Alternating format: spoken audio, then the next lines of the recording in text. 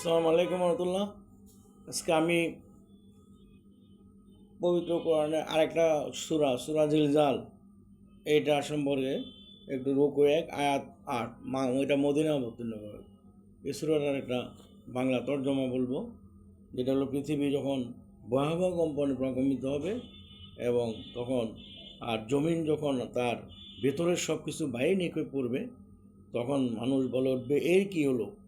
সেদিন প্রতিপালকের নির্দেশে জমিন তার বৃত্তের উপর সংঘটিত সমস্ত ঘটনা বয়ান করবে। সেদিন সকল মানুষ এক এক করে আলাদাভাবে উপস্থিত হবে এবং পৃথিবীর শ্রেষ্ঠ সব ঘটনা বয়ান করবে।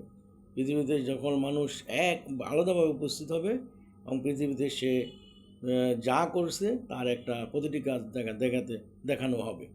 যে সে পৃথিবীতে অনুপরিমাণ সৎকর্ম করছে সে তাও দেখতে পাবে, আর যে অনুপরিমাণ অন্যায় করছে সে তাও দেখতে পাবে সুস্পষ্ট হবে।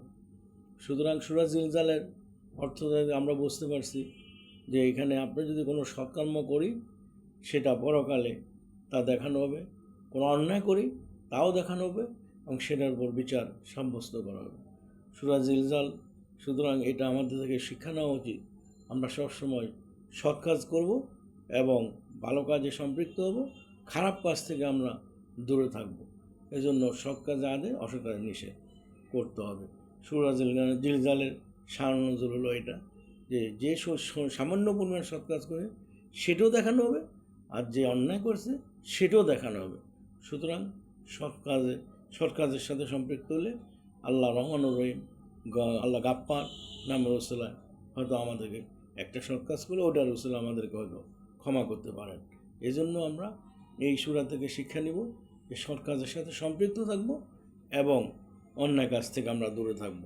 সুতরাং এটা আমাদের জন্য এই শিক্ষার একটা এই সূরার একটা শিক্ষা, এবং আমরা ইনশাল্লাহ চেষ্টা করব সৎ কাজের সাথে সম্পৃক্ত আমার সৎ কাজ থেকে দূরে থাকা। সূরা জিলজালের 99 নম্বর সূরা, রুকু 1 আয়াত 8, এরা মদিনায় অবতীর্ণ হয়েছে। ধন্যবাদ। আসসালামু আলাইকুম ওয়া রাহমাতুল্লাহ।